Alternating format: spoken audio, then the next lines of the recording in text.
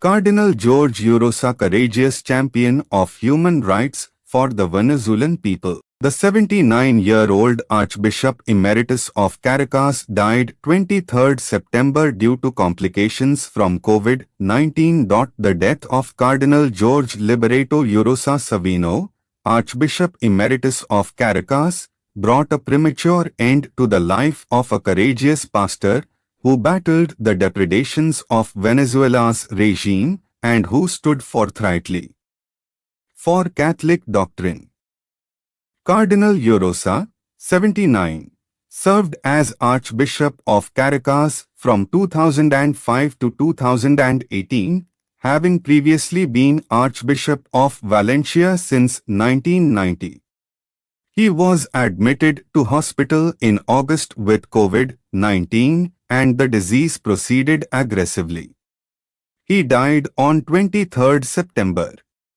His funeral was held in a largely empty cathedral on 25 September due to pandemic measures. Upon his death, the Venezuelan bishops released a letter which Cardinal Urosa wrote from hospital, knowing that his life was in danger. Expressing his love for the Venezuelan people, Cardinal Urosa wrote of his absolute dedication to their freedom, to their institutions, to the defense of the rights of the people in the face of the abuses committed by the national authorities.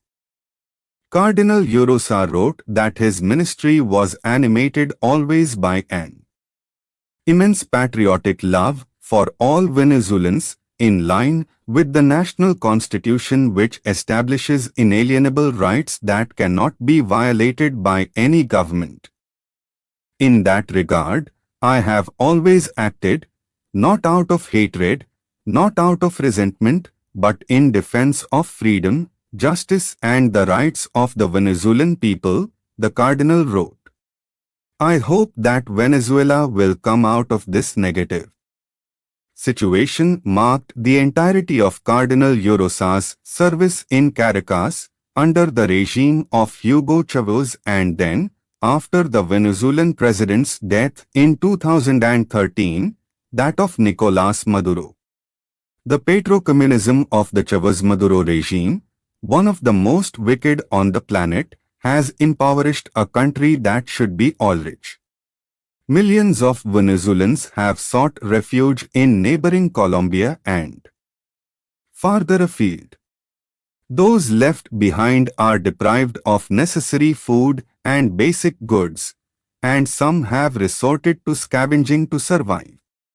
During the Maduro years, it fell to Cardinal Urosa to lead the Venezuela bishops in solidarity with the people against the human rights abuses of the regime. Preserving their unity, the Cardinal had to walk a fine line, complicated by the general unwillingness of Pope Francis to criticize leftist regimes. Indeed, Maduro would blast Cardinal Urosa and his brother bishops for being too critical, telling them that they should follow the more compliant line taken by the Holy Father and Cardinal Pietro Parolin, Secretary of State and former nuncio in Venezuela. Cardinal Parolin would speak of Vatican policy regarding Venezuela as positive neutrality. Cardinal Urosa was not neutral about the pauperizing of his country and the assault on human rights. He bluntly called for Maduro to resign and his regime to be dismantled. Cardinal Urosa's private frustration with the positive neutrality of Pope Francis boiled over in public in June 2017 when he led a delegation of Venezuelan bishops to Rome, arriving unannounced, uninvited and unimpressed. They demanded to be heard. It made a difference and, finally, in August 2017, the Vatican took a clear position with the Venezuela people and the Venezuelan bishops against the regime. It was late and ineffective by that stage, But Cardinal Eurosa's courage managed to preserve some integrity for the Holy See's failed Venezuelan policy. He continued his visits north into his retirement. I hosted him in Canada in March 2019. By that time, the silver-haired septuagenarian was a kindly avuncular figure, but the fire would return to his voice when he called for liberty and justice in Venezuela, in the name of the church obligated to preach the gospel.